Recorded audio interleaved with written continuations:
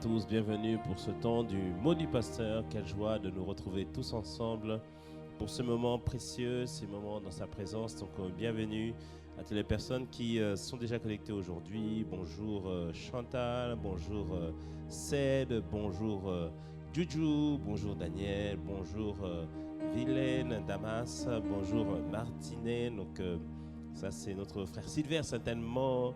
Il y a qui d'autre? Il y a Caroline, bonjour Caroline, donc bonjour à toutes les personnes qui vont nous rejoindre aussi par la suite. Nous sommes heureux d'être tous ensemble. Mathilde, comment ça va aujourd'hui? Ça va, par sa grâce. Amen. Luce, ça va? Ça va très bien. Et nous avons avec nous Yann David au niveau du piano. Donc quelle joie d'être tous ensemble et nous allons passer un excellent moment dans la présence de Dieu. Donc on ne va pas tarder aujourd'hui, on va commencer directement le temps que les autres se connectent, parce qu'on a pas mal de choses à partager aujourd'hui par la grâce du Seigneur. Dieu va encore nous faire du bien, lui qui nous fait du bien à chaque fois.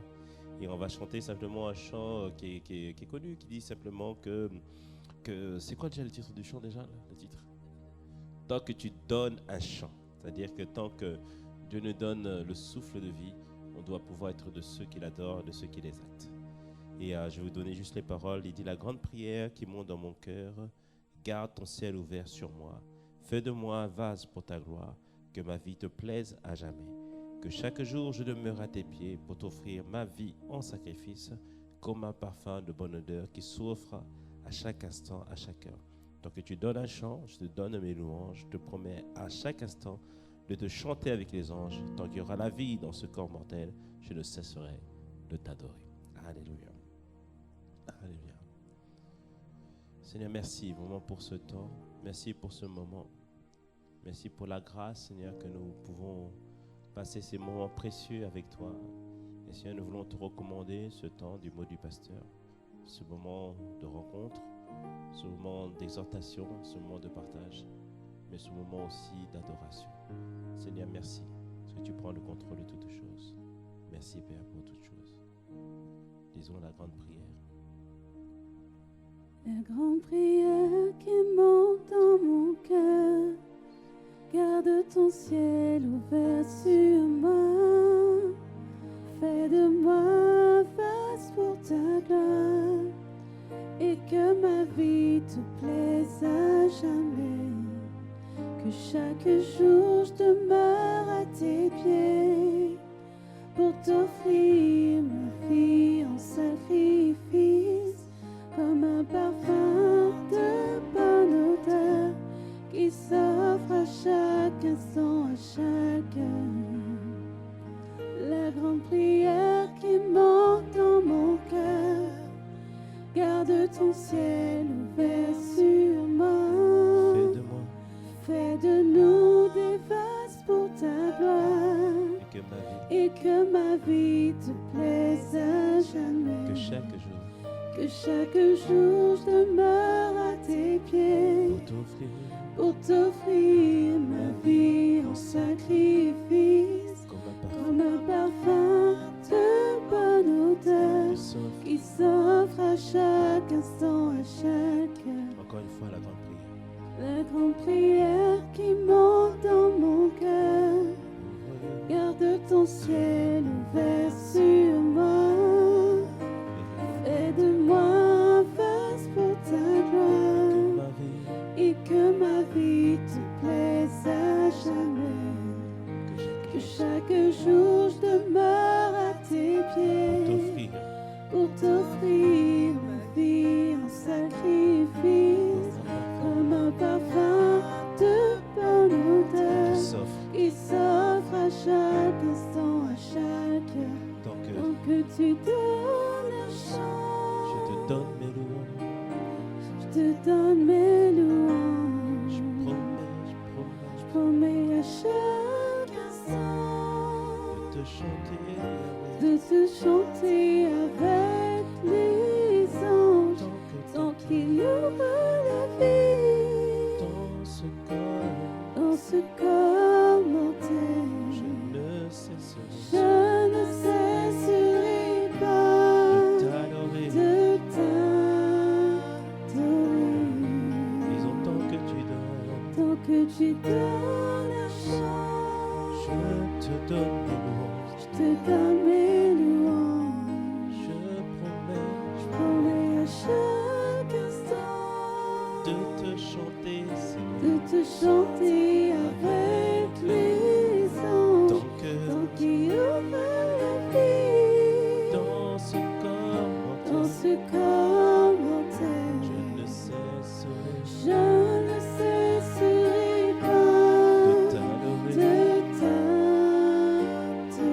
Je ne cesserai pas, Je ne cesserai pas oui, de de t'adorer. t'adorer. Disons encore la grande prière qui monte dans mon cœur.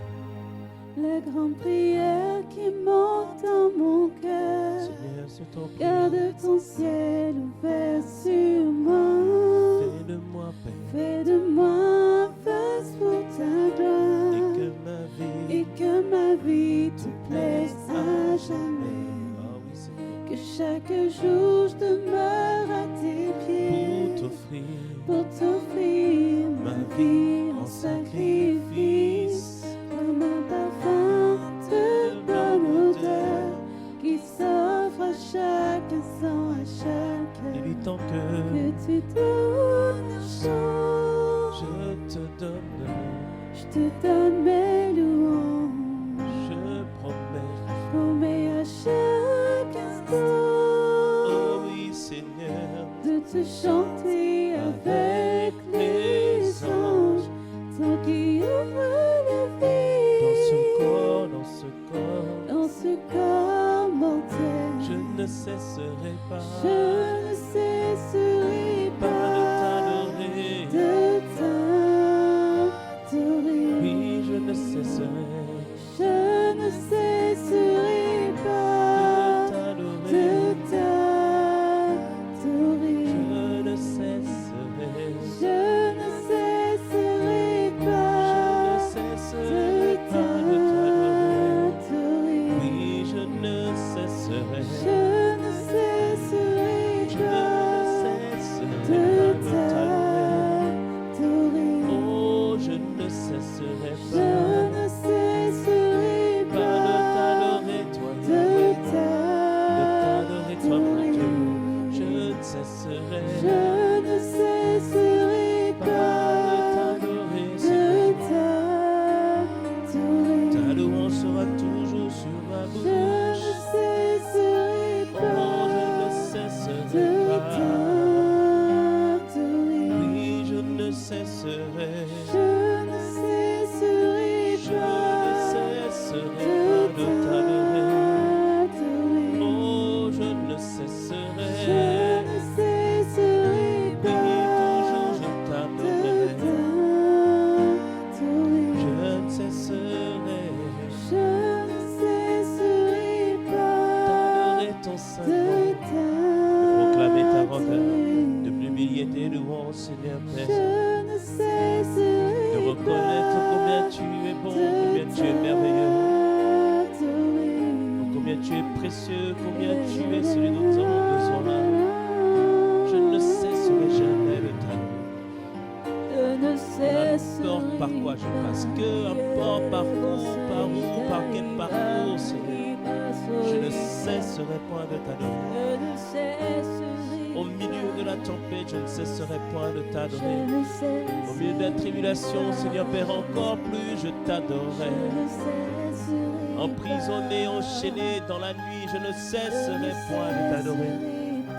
Oh oui, Seigneur Père, mon Dieu, mon roi. Ta louange sera toujours dans ma bouche. Même si je ne comprends pas tout, même si je ne saisis pas pourquoi ces choses nous arrivent, mais je ne cesserai point de t'adorer. Continuellement en train de t'exalter, continuellement en train de te louer, continuellement en train de proclamer ta grandeur. Non, je ne cesserai pas, non. Je ne cesserai pas de t'adorer, cesserai point de te louer, cesserai point de proclamer ta grandeur. Je ne cesserai pas de t'exalter, toi Yahweh, proclamer ta grandeur. de proclamer que tu es vivant, de proclamer que tu es le Rédempteur, de proclamer que tu es ma bannière, de proclamer que tu es ma protection, de proclamer que tu es mon rempart, de proclamer que tu es la surfondation, de proclamer que tu es le roc, de proclamer que toute ma vie est basée sur toi, de proclamer, Seigneur, à quel point on peut te faire confiance, de proclamer à quel point tu es le Dieu des merveilles, le Dieu des miracles, le Dieu des prodiges, de proclamer, Seigneur, et annoncer, publier à cette nation combien tu es bon et les inviter à goûter, à sentir combien tu es bon. Seigneur, notre cœur, tout notre cœur est à toi, Seigneur. Merci, Seigneur Père, parce que tu prends encore le contrôle de nos vies, Seigneur, le contrôle de nos cœurs ce matin, Seigneur. Nous ne cesserons point de t'adorer, Yahweh, Yahweh. Nous le proclamons et le déclarons. Je ne cesserai point de t'adorer. Je ne cesserai pas. Seigneur, c'est la proclamation que nous faisons aujourd'hui. Comme David l'a pu le faire dans le psaume 34, alors que la situation semblait être contre lui, alors qu'il semblait vivre une situation d'injustice, alors qu'il semblait qu'il n'avait rien fait, mais pourtant il s'est retrouvé à fuir de la présence de Saül, se retrouver là, face à ce Philistin, face à ces ennemis d'Israël, obligé de feindre la folie pour sauver sa vie. Et là, Seigneur Père, quelqu'un aurait pu crier à l'injustice, quelqu'un aurait pu laisser l'amertume rentrer dans son cœur. Mais David a dit que la louange sera toujours sur ses lèvres et que dans son cœur, il ne gardera rien. Il continuera à publier, à annoncer tes grandeurs. Et Seigneur, nous voulons être de ceux, Seigneur, qui ont choisi, qui ont décidé. On ne te conjugue plus en fonction de ce qui nous arrive. On ne te conjugue plus en fonction de ce que nous avons pu expérimenter ou vivre, mais en fonction de ce que tu es, en fonction de ce que ta parole nous dit, en fonction de ce que toi tu nous as annoncé que tu es. Alors merci Seigneur encore pour ce temps, merci pour ce moment, merci de la manière dont tu nous conduis à chaque fois, à chaque instant, lorsque nous t'invitons et que nous nous laissons pleinement diriger par toi. Père, nous te recommandons toutes choses entre tes mains. Merci pour nos frères et ma sœur qui sont connectés. Dispose leur cœur, ouvre leur cœur et conduis toutes choses. Père, nous t'avons ainsi prié au nom de Jésus. Et nous disons Amen, Amen, Amen. Amen. Donc bienvenue à toutes et à toutes, bienvenue pour ce temps, bienvenue pour ce moment, bienvenue pour le mot du pasteur. Et le Seigneur a vraiment une parole pour nous et nous bénissons vraiment pour tout ce que Dieu fait. Et nous sommes toujours dans la continuité de ce que le Seigneur a commencé à nous enseigner depuis le début de l'année. Parce que finalement, depuis le début de l'année, on reste sur le même thème, le thème de la prière ou de la vie de prière. Le Seigneur ne veut pas nous lâcher, ou plutôt, je dirais que je ne veux pas lâcher le Seigneur à propos de ce sujet. Le Seigneur, enseigne-nous, montre-nous, convainc-nous, afin que nous puissions continuer à persévérer dans la prière. Donc on avait commencé avec les 7 secrets de la prière qui n'échouent jamais. Je vous invite véritablement à lire aussi le livre du pasteur Yvan. Donc vous avez fait toute une série sur la base des enseignements de l'apôtre Ivan Castanou. Donc lisez ce livre et cet enseignement nous a fait tellement du bien, nous a poussé à être de ceux qui persévèrent dans la prière. Et j'ai donné cet enseignement aussi dans une autre église à un pasteur chrétien. Ça leur a vraiment fait du bien. Le Seigneur a mis en eux un nouveau feu pour la prière. Et je crois que ça a été aussi notre partage par la grâce du Seigneur. Ensuite, on a commencé une série, on a parlé des 7 raisons pour nous motiver à prier. On en a parlé ensemble. Et c'est là où on s'est un peu arrêté parce que le Seigneur nous a poussé à lui faire confiance.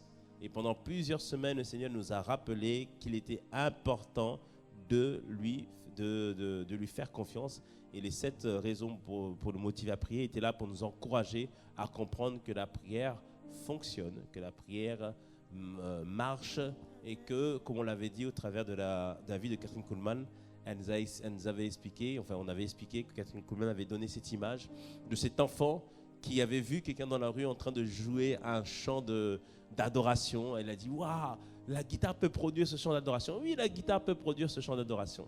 Et cet enfant a dit à son papa « Papa, je veux la guitare. Papa, je veux que tu m'achètes une guitare. » Et le père, lui, a acheté une guitare à son enfant. Et l'enfant, le soir, est arrivé, super, j'ai ma guitare. Et il a commencé à bouger, à toucher les cordes, à jouer. Mais il dit, papa, je ne comprends pas. La guitare ne produit pas le chant que j'ai entendu. Il a essayé encore. Mais papa, ça ne produit pas la guitare le chant que j'ai entendu. Et l'enfant voulait certainement peut-être casser la guitare. Il a dit, il y a une arnaque. Non, il n'y avait pas d'arnaque. L'enfant n'avait pas appris à jouer de la guitare afin que la guitare puisse produire le chant qu'il aimait. De la même manière, la prière, nous devons apprendre ce qu'est la prière. Nous devons pratiquer la prière afin que nous puissions voir les bénéfices de la prière. Alléluia. Et nous avons établi plusieurs choses. Donc on va revenir sur plusieurs fondements de qu'est-ce que la prière. Et ensuite, on va voir ensemble 8 étapes. Là, on entame une nouvelle série. 8 étapes pour une vie de prière efficace. 8 étapes pour une vie de prière, je dirais, personnelle, efficace. Et aujourd'hui, on va voir la première étape qui consiste à entrer dans sa chambre et à fermer la porte. Amen. Donc nous allons y aller pas à pas. Les enseignements que nous allons voir sont basés sur les enseignements de l'apôtre Ivan Castanou, mais aussi sur les enseignements de l'oncle de la maison sur la prière qui produit la surabondance. Donc nous allons aller pas à pas sur ces enseignements. Donc on veut juste rappeler c'est quoi la prière. Il est important toujours de se rappeler c'est quoi la prière. Donc la prière, on l'a dit, c'est pas juste une simple activité. C'est pas juste le fait de parler, le fait de dire des mots, puisque Jésus nous l'a dit, ne soyez pas comme ces hypocrites qui aiment à parler, à faire beaucoup de discours. Non, la prière, ce n'est pas ça. Ce n'est pas de débiter des paroles. La prière consiste d'abord à établir une connexion entre toi et le ciel, une connexion entre toi et le Père. C'est une connexion qui s'établit. Et au travers de cette connexion, de la même manière que je suis connecté à Internet, que des données peuvent passer par la connexion que j'ai au travers de mon ordinateur, je reçois des données, de la même manière, la connexion avec Dieu me donne la force dont j'ai besoin, me donne les capacités dont j'ai besoin, me donne la sagesse dont j'ai besoin, me donne les réponses dont j'ai besoin et me donne les instructions, c'est-à-dire les directions dont j'ai besoin. Tout ça au travers de la connexion. Alléluia. Amen. Et on veut établir aujourd'hui que, et c'est ça pour la raison pour laquelle le Seigneur nous a arrêtés sur le fait de faire confiance à Dieu, note ceci, l'efficacité de la prière est déterminée par la grandeur et la fluidité de la connexion. C'est-à-dire que si ma connexion est grande, rapide, fluide, alors forcément, j'ai plus d'efficacité dans la prière. Et la qualité d'une connexion dépend des matériaux qu'on utilise pour faire la connexion. Vous savez, ce qui a fait progresser la vitesse des connexions Internet, c'est parce qu'on a trouvé de nouveaux matériaux, notamment la fibre. Quand tu as une fibre à la maison, la fibre va beaucoup plus vite que la connexion ADSL. C'est parce qu'on a utilisé de nouveaux matériaux ou de nouveaux systèmes techniques. Et de la même manière, bien-aimé, les matériaux que tu vas utiliser, c'est-à-dire les attitudes et les habitudes que tu vas avoir vont déterminer la qualité et la fluidité de ta connexion avec Dieu. Est-ce qu'on me suit? Donc je dis la fluidité et la qualité de ta connexion avec Dieu va dépendre des attitudes et des habitudes que tu vas développer dans ta vie de prière. Alléluia. Et on avait établi, lorsque nous avons parlé des 7 raisons pour lesquelles on doit prier, on doit décider de prier, c'est que la première chose, le premier fondement qu'on doit établir, le premier matériel, le premier principe qu'on doit comprendre, c'est que l'efficacité de la prière dépend de nos pensées, dépend de la qualité de nos pensées. On avait expliqué, ce n'est pas tant ce que je dis, mais plutôt ce que je pense lorsque je dis la chose que je dis. Et Jésus nous l'avait montré au travers de Luc 18, verset 10, où il y avait 2 hommes qui montèrent pour prier au temple. Et la Bible nous dit ceci, au verset 11, le pharisien debout priait en lui-même. C'est-à-dire qu'il priait dans son cœur.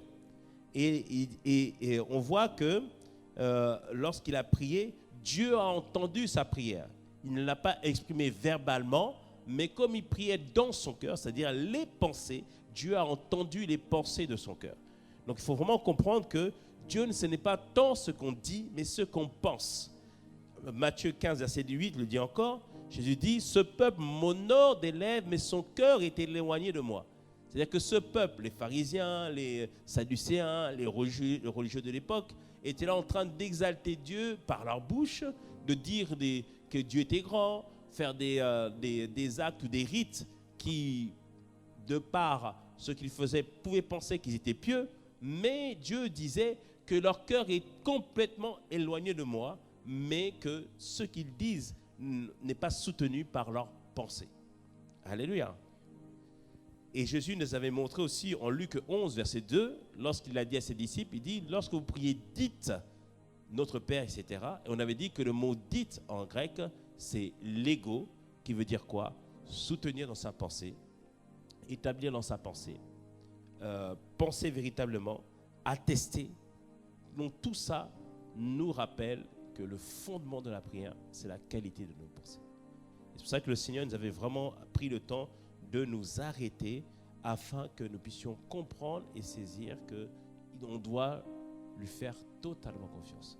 Et par la grâce de Dieu, je crois que ce fondement a été établi en nous, que nous pouvons avoir confiance en Dieu. Alléluia. Amen.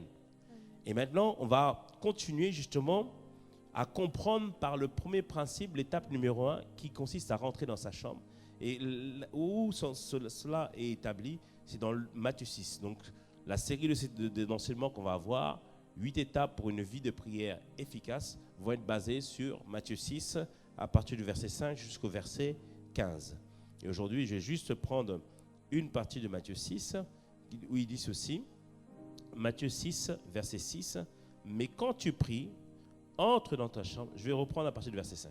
« Lorsque vous priez, ne soyez pas comme les hypocrites qui aiment à prier debout dans les synagogues et au coin des rues, pour être vus des hommes. Je vous le dis en vérité, ils reçoivent leur récompense. » Verset 6, « Mais quand tu pries, entre dans ta chambre, ferme la porte et prie ton Père qui est là dans le lieu secret, et ton Père qui voit dans le secret te le rendra. » Alléluia.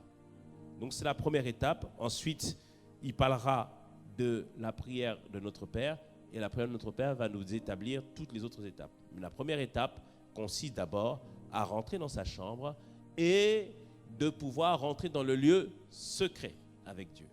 Donc nous voulons établir d'abord le premier principe par rapport au lieu secret. Le lieu secret n'est pas un lieu physique. Alléluia. C'est vrai qu'on a vu le film War Room. Il est bon d'avoir une pièce de prière. Il est bon d'avoir une chaise de prière. Il est bon d'avoir un endroit de prière. Mais comprenez bien une chose, c'est que Dieu n'a pas besoin d'un lieu précis pour pouvoir se manifester. La Bible nous dit ceci en Luc 11, verset 1. Jésus priait un jour en un certain lieu. Si la Bible ne détaille pas là où il prie, c'est-à-dire que ce n'est pas important. Parce que sinon la Bible leur dit, il a prié à la montagne, et on se dit, ah bah tiens, pour rencontrer Dieu, il faut forcément une montagne. Ou s'il dit à la colline, on dit, ah, il faut une colline. Mais Dieu a fait exprès, bien aimé, toute parole a été inspirée de Dieu. Donc s'il est écrit en un certain lieu, ça veut dire que le lieu n'est pas important. Et il faut vraiment comprendre et saisir que dans ces saisons, dans ces dispensations, le lieu n'est pas important. C'est-à-dire que je peux rencontrer Dieu dans n'importe quel endroit. Et Jésus avait notifié cela en Jean 14, versets 20 à 21. La femme samaritaine que Jésus a rencontrée au puits de Jacob, cette femme samaritaine lui a dit, mais nos pères, donc Jean 4, verset 20, nos pères ont adoré Dieu sur cette montagne. Parce qu'il faut comprendre que les Samaritains, c'était des Juifs qui avaient épousé des personnes qui n'étaient pas juives. Donc il y avait du coup une séparation entre les Juifs et les Samaritains. Et les Juifs avaient l'habitude d'aller à chaque fois adorer Dieu à Jérusalem. Mais pour que les Samaritains n'aient pas à faire le déplacement, ils avaient décidé, établi, que c'était là, dans cette montagne, au niveau du puits de Jacob, qu'ils allaient adorer Dieu, en fait.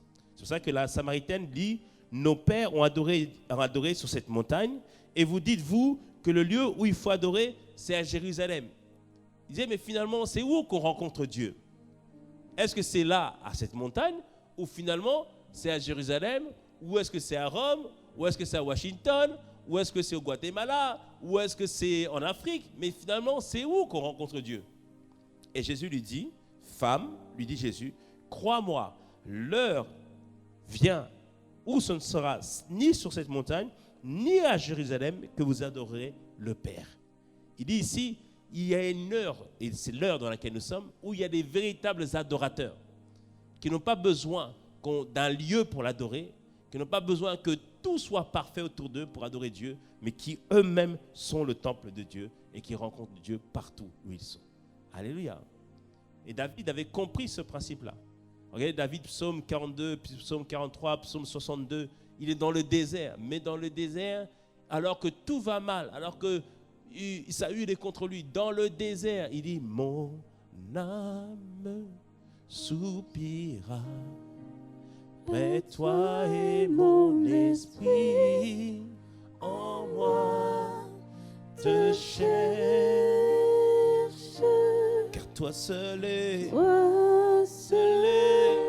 le désir de mon cœur, et je vis pour t'adorer. Dis-lui, mon âme soupire après toi, même dans ce désert, même dans ce lit d'affliction, même à l'hôpital, même quand tout va mal, même au milieu de cette situation, Seigneur. Père, je peux t'adorer, même au milieu de la rue. Ça devient un lieu de visitation, ça devient un lieu secret, car toi seul est le désir de mon cœur, et je vis pour t'adorer, car toi seul est mon bouclier,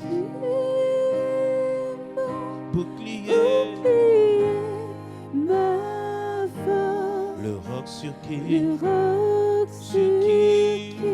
j'ai fondé ma vie. Encore tu es mon bouclier, tu es le roc sur qui j'ai fondé ma vie. Alléluia. Donc vous voyez, le lieu secret n'est pas un lieu physique, mais le lieu secret, bien-aimé, est un lieu, comment je vais dire ça, c'est un état intérieur, un état de cœur. Quand je dis David, au milieu de ce désert, au milieu de la tribulation, au milieu des problèmes, David avait su créer un lieu de rencontre avec Dieu, mais qui commençait véritablement dans son cœur. Donc le lieu secret dont Dieu nous parle ici est un lieu, un état de cœur, c'est un état intérieur, voilà. Un état intérieur, d'abord, première chose, note-le, le lieu secret est un environnement intérieur paisible et serein. Un environnement paisible et serein. Alléluia. Dieu avait dit ceci au travers de Ésaïe 30, verset 15. Il dit, car ainsi a parlé le Seigneur, l'Éternel, le Saint d'Israël. C'est dans la tranquillité et le repos que sera votre salut. C'est dans le calme et la confiance que sera votre force. Alléluia. Il leur disait ici, pour rencontrer Dieu, pour rencontrer le salut avec Dieu, cherche un état de tranquillité et un état de calme. Repose-toi en lui pleinement. Donc, rentrer dans le lieu secret, bien-aimé, c'est parvenir à cet état où tout devient serein, tout devient paisible autour de moi, afin que je puisse entendre Dieu. C'est pour ça qu'il disait qu'il faisait la comparaison entre les personnes qui sont au dehors en train de crier. Non, ce n'est pas là-bas. C'est toi, un état intérieur, un état de cœur où tu vas te connecter avec Dieu. Et cela est montré aussi au travers de l'épisode avec Élie. 1 roi 18 et 1 roi 19. 1 roi 18, Élie fait une confrontation avec les prophètes de Baal. Et il lance au défi près de 400 prophètes de Baal. En mettant de l'eau, enfin, il y avait un animal qui était là, et la question c'était qui allait faire descendre le feu. Donc les prophètes de Baal font des incantations et tout ça, etc. Élie se moque d'eux, etc. Il est en train de se moquer d'eux parce que le feu ne descend pas. Et remarquez que si les prophètes de Baal avaient invoqué le feu, c'est qu'ils savaient que le feu de Baal pouvait descendre. Ils avaient compris ça. Mais Élie savait que sa présence à lui paralysait, neutralisait les activités sataniques. Partout où tu vas, bien-aimé, aie l'assurance que toi, ta présence et le Saint-Esprit en toi paralysent les activités sataniques. Ils étaient sûrs de ça. Et Élie, quand ils n'ont pas su faire, il s'est moqué d'eux. Mais peut-être que Baldor criait encore un peu plus. Ils n'ont pas réussi à faire descendre le feu.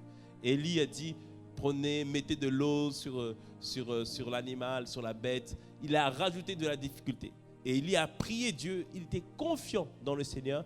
Et le feu est descendu. Waouh! Alléluia! Élie était bien confiant par rapport au Seigneur. Mais Jézabel, ayant appris que Élie avait fait cela, Jézabel a envoyé un message à Élie. Elle dit, Élie, avant demain, ta tête va être coupée. Avant demain, je vais te tuer. Et là, à ce moment-là, l'esprit de peur, l'esprit d'intimidation est rentré en Élie.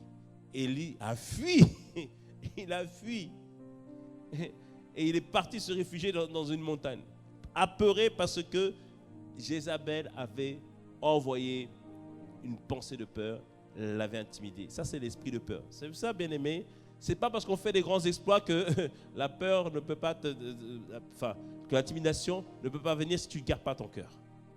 Donc on voit que Élie s'en va maintenant dans une montagne. Et là, à ce moment-là, quand c'est comme ça, tu cherches une présence de Dieu, tu cherches à rencontrer Dieu. Et Dieu voulait parler à Élie. Et là maintenant, en Luc, en 1 Roi 19, verset 11, la Bible dit ceci. L'Éternel dit à Élie, sors et tiens-toi dans la montagne devant l'Éternel. En gros, je veux te parler, Élie. Il dit, voici l'Éternel passa, et devant l'Éternel, il y eut un vent fort et violent qui déchirait les montagnes, qui brisait les rochers. Waouh! C'est-à-dire que c'était spectaculaire, il y avait beaucoup de bruit. Mais la Bible nous dit, l'Éternel n'était pas dans le vent. Il n'était pas dans cette agitation-là. Ensuite, et après le vent, ce fut un tremblement de terre. Et là, on se dit, brrr, certainement, parce que là, il y a un tremblement de terre, c'est spectaculaire. Dieu, certainement, est là. Certains regardent sur Internet, ils voient des choses se passer de manière spectaculaire. Et la Bible nous dit, l'Éternel n'était pas dans le tremblement de terre. Il n'était pas dans ce qui était spectaculaire, ce qui faisait beaucoup de bruit. Mais verset 12, après le tremblement de terre, un feu. Waouh, mais le feu, on cherche tellement tous le feu. Attends, le feu quand même. La Bible dit quoi? L'Éternel n'était pas dans le feu. Waouh. Et après le feu, il y a eu un murmure doux et léger. Et la Bible nous dit là, quand Élie l'entendit le murmure doux et léger, il s'enveloppa le visage de son manteau, il sortit et se tint à l'entrée de la caverne. Et voici une voix lui fit entendre ces paroles. Que fais-tu ici, Élie? Ça te montre, bien-aimé, que tu dois passer d'un état d'agitation, d'un état à chercher le spectaculaire, d'un état de troublé, c'est-à-dire c'est ça le vent, le tremblement, où ton cœur est troublé, pour parvenir jusqu'à un état de quiétude, de paix, de douceur, afin que tu puisses entendre pleinement la voix de Dieu. Élie était apeuré, Élie était rempli de peur. Élie, plein de choses, bien aimé, quand il y a la peur, Dieu ne peut pas parler, Dieu ne peut pas te dire quelque chose. Il faut que tu sortes de cet état de peur. Des fois, il y a des états d'agitation. Des fois, on t'appelle. Là, aujourd'hui, pasteur, il faut faire quelque chose. Là, tout de suite, ça ne va pas du tout. Ça va mourir. Ça. Calme-toi. Il faut que tu parviennes à un état de calme. C'est ça qui dit, va dans ta chambre. La chambre, c'est cet état intérieur où on va rencontrer Dieu dans un calme doux. Vous savez, la chambre, ça parle de l'intimité. Ça parle des endroits où les gens ne rentrent pas. Tout le monde ne rentre pas dans ta chambre. Tout le monde ne peut pas rentrer dans ta chambre. Parce que c'est le lieu d'intimité. Les gens peuvent rentrer dans le salon, mais dans ta chambre, ce n'est pas tout le monde qui rentre dans ta chambre. Et quand il dit rentre dans ta chambre, va dans cet état intérieur de quiétude, de paix, de tranquillité, où tu vas rencontrer le Seigneur. Et comment on fait pour rentrer dans cet état de quiétude, cet état de paix? La Bible ne cache pas les principes. Et là, c'est Paul qui nous révèle cela en Éphésiens 5, verset 18. Éphésiens 5, verset 18. Je vais prendre la version parole vivante directement. La version parole, 8 secondes, je la dis rapidement. Elle dit, ne vous enivrez pas de vin, c'est de la débauche, mais soyez au contraire remplis de l'esprit, entretenez-vous par des psaumes, etc. Et la version parole vivante dit ceci, de Éphésiens 5, 18. C'est la voie qui mène à la plénitude. Voici la voie qui mène à la plénitude. Ne cherchez pas l'ivresse que produit le vin. Cela mène à une vie déréglée, au libertinage et à la perdition. Il te dit ici, lorsque tu es troublé, lorsque ça ne va pas, ça ne sert à rien de boire. Ne va pas chercher l'alcool. Ce n'est pas ça qui va te donner la paix. Ne cherche pas les distractions. Ce n'est pas ça qui va te donner la paix. Il te dit simplement, mais buvez à l'entrée à la coupe de l'esprit, version parole vivante, et laissez-vous constamment à nouveau remplir par le Saint-Esprit et cherchez en lui votre plénitude. Et dit comment? Que votre joie déborde dans vos entretiens fraternels, c'est-à-dire dans la communion fraternelle. Et dit qu'elle s'exprime par le chant de psaumes, d'hymnes et de cantiques inspirés. Il dit de tout votre être, chantez et jouez pour Dieu, et que du secret de votre cœur, une musique, oh j'aime ça, une musique s'élève sans cesse vers lui. Il dit où que ce soit, à tout moment et pour toute chose, apportez à Dieu, le Père, l'hommage de votre reconnaissance au nom de notre Seigneur Jésus-Christ. Qu'est-ce qu'il dit ici? C'est que pour parvenir à cet état de quiétude, je dois m'entretenir par des psaumes, c'est-à-dire des chants, par des hymnes, c'est-à-dire des inspirations, des mélodies, et des cantiques spirituels, c'est les chants par l'esprit. Et c'est ça qui va m'amener dans un état de quiétude. Et il dit ici, je peux même m'entretenir, mon frère, par cela. C'est-à-dire que parfois tu viens à l'église, tu ne sais pas en fait comment encourager ton frère. Mais là il te dit, entretenez-vous par des psaumes. C'est-à-dire que je suis avec Sœur Mathilde, on est peut-être troublé. Mais là maintenant, elle commence à chanter un chant. Donne-nous un chant là, qui monte dans ton cœur tout de suite.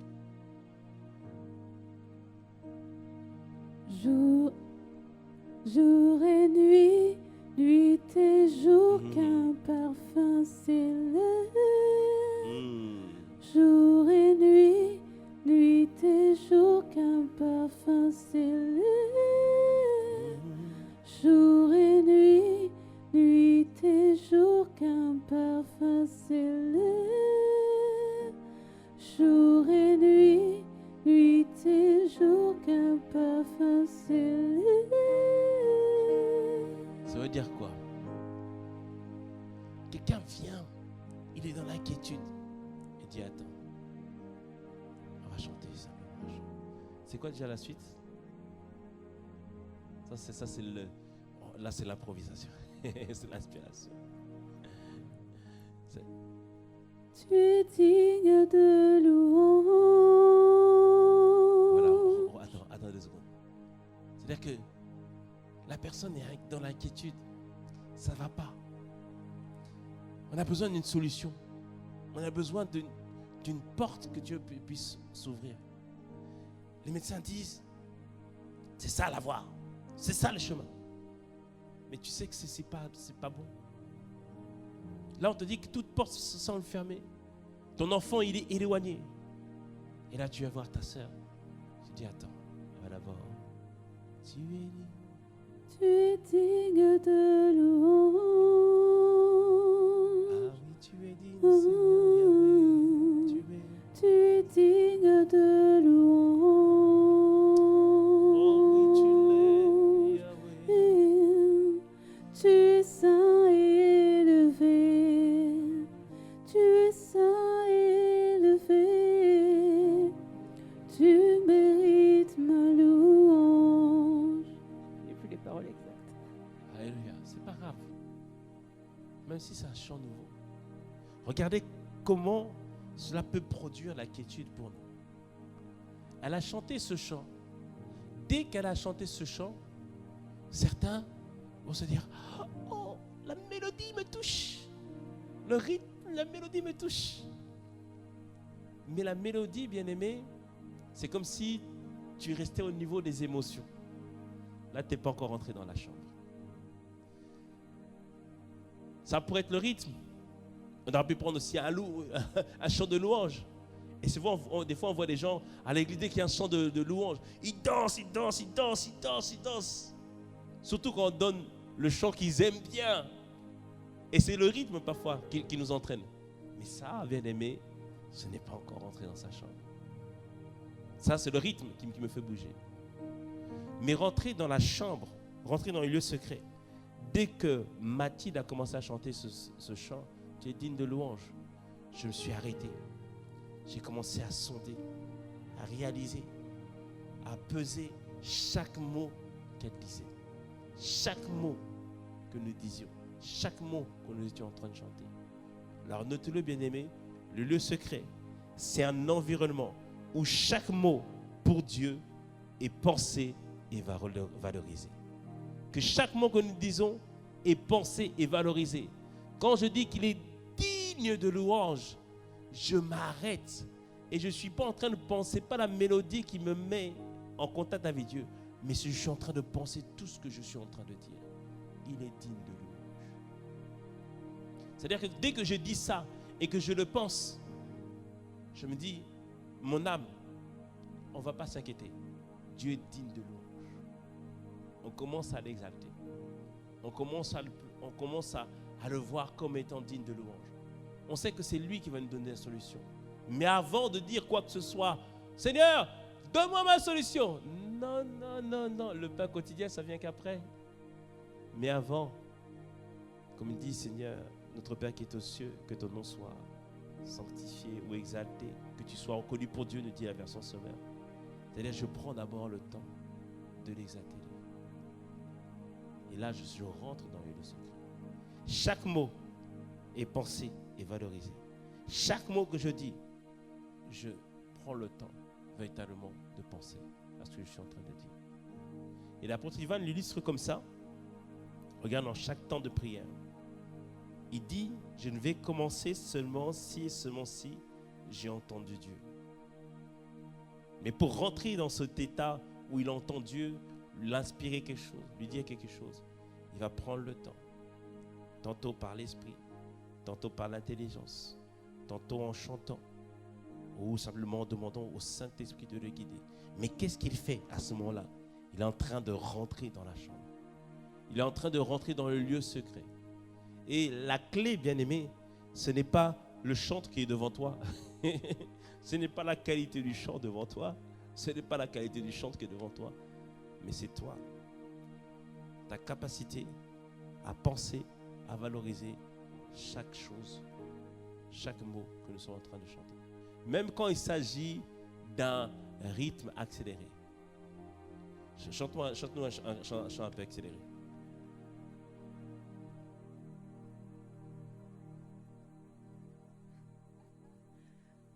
Je chanterai de tout cœur les merveilles de mon papa Yahweh. Il m'a ôté des ténèbres, il m'a délivré de tout péché. Je chanterai de tout cœur les merveilles de mon papa Yahweh. Il m'a ôté des ténèbres, il m'a délivré de tout péché. Quand on fait ce chant à l'église, il y a plusieurs attitudes. Il y a dès qu'ils ont entendu ce chant, c'est le rythme. Ils se rappellent à l'époque quand ils dansaient. D'autres pensent à la danse. Mais ça, ce n'est pas le lieu secret. Mais d'autres, dès que je chanterai, ils se rappellent.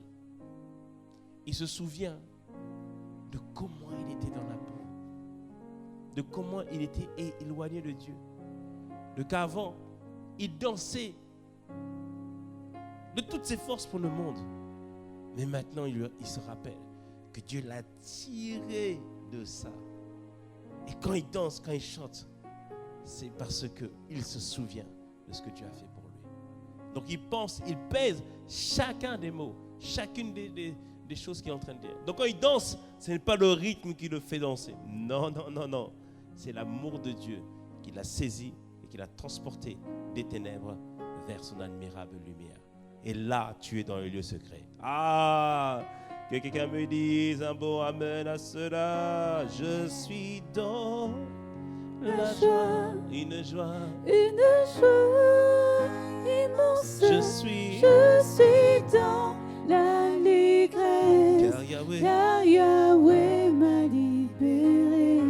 je suis dans la joie, une joie. immense. Je suis dans l'allégresse, car Yahweh m'a libéré. Alléluia. Est-ce qu'on est en train de comprendre ce que le Seigneur est en train de nous dire? De comment on rentre dans le lieu secret. Comment on rentre dans la présence de Dieu. Donc nous avons dit, bien aimé, que le lieu secret n'est pas un lieu physique. Tu peux avoir un lieu physique où tu pries. C'est bon d'avoir ça, si tu as la place à la maison. Tu peux avoir une pièce pour ça, ou un coin du lit, peu importe. Mais comprends que le lieu secret dont Dieu nous parle ici, c'est un état intérieur. Ou première chose, on a dit, c'est un état intérieur paisible et serein. Deuxième chose, on a dit, c'est un état intérieur où chaque mot, ce que je dis, est pensé et valorisé. Alléluia. Et c'est aussi un environnement, bien aimé, où on est concentré et focalisé sur Dieu et sur sa grandeur. Donc c'est un environnement, un moment où je suis concentré sur Dieu et sur sa grandeur. Donc quand je chante, je suis dans la joie, je suis vraiment dans la joie. Parce que je me souviens, je réalise que ce Dieu si grand et merveilleux a revêtu un corps humain, a vécu pendant 30 ans comme un être humain banal. Mais à un moment donné, l'Esprit de Dieu est venu sur lui et il l'a vécu pendant 3 années où il nous a montré les voies, les principes pour marcher avec lui. Et après, il est parti à la croix, il est mort pour moi, il a versé son sang pour moi, pour toi, pour moi, pour ma dignité, afin que je récupère ma dignité, afin que je récupère ma royauté, afin que je récupère aussi les grâces et les faveurs qu'il a établies pour moi, afin que je puisse vivre l'héritage qu'il a pour moi. Mais pas seulement ça, il est reparti en haut et il m'a envoyé le Saint-Esprit, afin que toi et moi, nous puissions ne jamais être seuls, mais toujours avoir Dieu avec nous, lui qui produit en nous de vouloir et de faire. Ah, quand je vois tout ça, ah, bien-aimé, je soupèse et je réalise, ah, non. Là, je suis dans le lieu secret déjà. Là, on est ensemble, mais moi, je suis ailleurs. Là, je suis dans un état où, là, je sens qu'il peut me dire quelque chose. Alléluia. Est-ce qu'on comprend quelque chose sur Zoom? Répondez-moi si vous comprenez quelque chose. Est-ce que vous comprenez quelque chose? Est-ce qu'on comprend quelque chose? Alléluia. Amen. C'est un état vraiment extraordinaire. Extraordinaire dans la présence de Dieu. Où, avant de connecter avec lui, je dois fermer la porte. Donc on le verra en plus profondeur la semaine prochaine. Mais rentrer, c'est-à-dire que, vous savez, la chambre, c'est aussi un lieu où personne ne rentre en fait. C'est un lieu où tu sais que là, tu es protégé.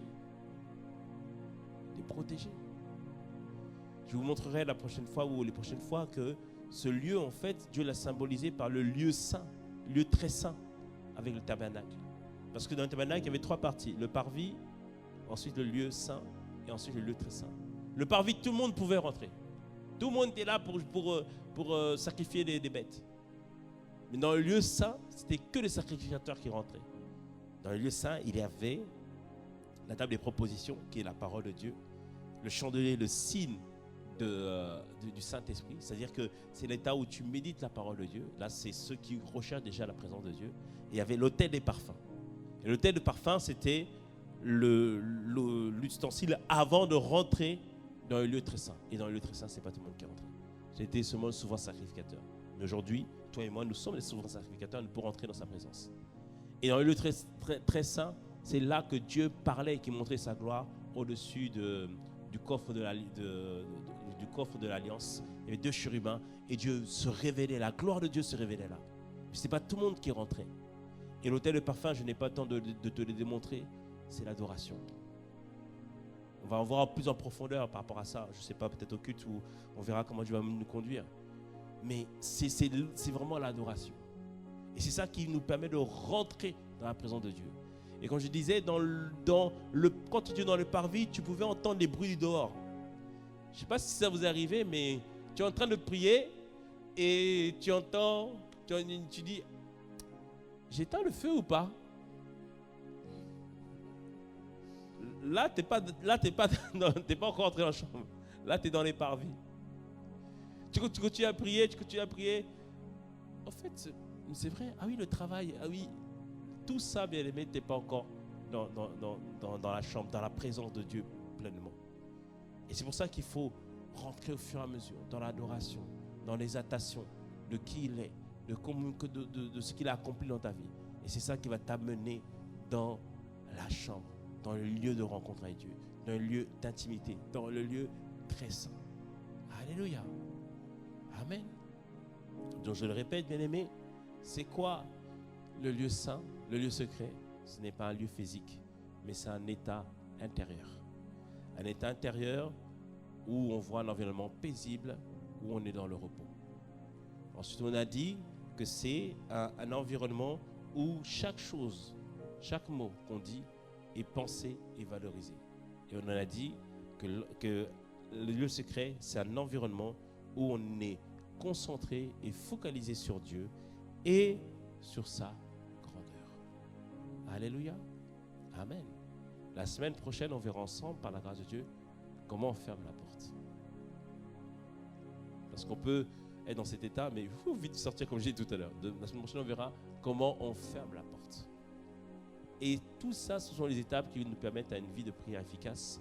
Parce que c'est dans ce lieu-là, comme on l'a dit, on l'a lu au verset Matthieu 6, verset 6, on l'a lu tout à l'heure, il dit, mais quand tu pries, entre dans ta chambre, ferme la porte et prie ton Père qui est là dans le lieu secret. C'est là que Dieu est. Et ton Père qui voit dans le secret te le rendra. C'est-à-dire que c'est là qu'il va te parler et c'est là qu'il va nous instruire par la grâce de Dieu. Amen. Amen. Donc on va arrêter aujourd'hui là pour asseoir ce premier principe du lieu secret. Et je vais t'inviter pendant quelques secondes à véritablement te connecter avec Dieu. Comme j'ai dit tout à l'heure, ce n'est pas l'endroit où tu te trouves qui est important, c'est toi. Ta connexion, la connexion que tu établis avec Dieu. Alors, juste quelques secondes, juste sur cette mélodie, pense véritablement au Seigneur. Quand je dis l'adoration, ce n'est pas le chant avant tout, mais c'est le cœur qui est véritablement. Comme on l'a dit tout à l'heure, j'aime la version Parole vivante, il dit une musique qui s'élève de vos cœurs. Ah là là là là. Oh, merci Seigneur. Alors pense simplement à ton Dieu. Pense à ton Père. Pense à ce Dieu merveilleux qui t'aime tant, qui t'attend désiré, qui prend plaisir à ce que tu puisses le rechercher, qui prend plaisir à ce que tu puisses être là. Ah, merci Seigneur. Merci Jésus. Merci pour ta grâce. Quelle joie d'être là, ici, dans ta présence, là en communion avec toi, là en communion avec ta personne. Oh, merci Seigneur. Merci Dieu. Ah là là là, merci, merci, merci, merci. Merci Seigneur. Merci notre Dieu.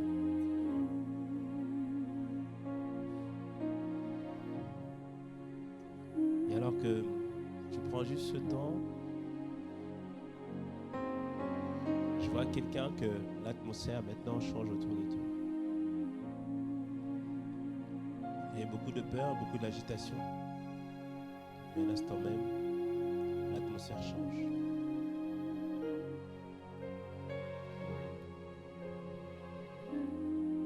Je vois quelqu'un, il y a un esprit qui t'harcèle depuis un moment.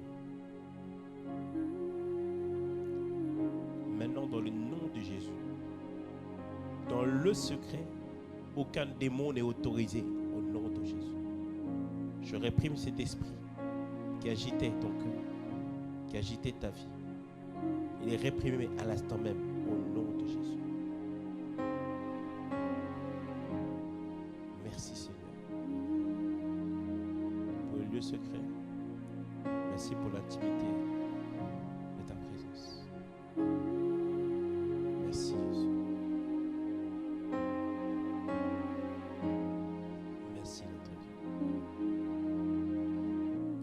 dans cette atmosphère, je vais donner à quelqu'un l'opportunité. Toi qui ne connais pas la présence de Dieu, parce que tu ne t'es pas donné à Jésus. Et toi qui avais goûté la présence, mais qui t'es éloigné du Seigneur. Aujourd'hui, il veut te réinviter dans sa présence. Ou il veut t'inviter dans sa présence. Ce n'est pas compliqué, il suffit de le recevoir en tant que Seigneur et Sauveur, tout simplement. Donc toi qui veux te reconnecter avec lui ou te connecter avec lui, répète ces prières avec nous. Seigneur Jésus, Seigneur Jésus, aujourd'hui, aujourd'hui, j'ai entendu ta j'ai voix entendu ta voix qui m'appelle, qui m'appelle, qui m'attire qui m'attire à toi. à toi.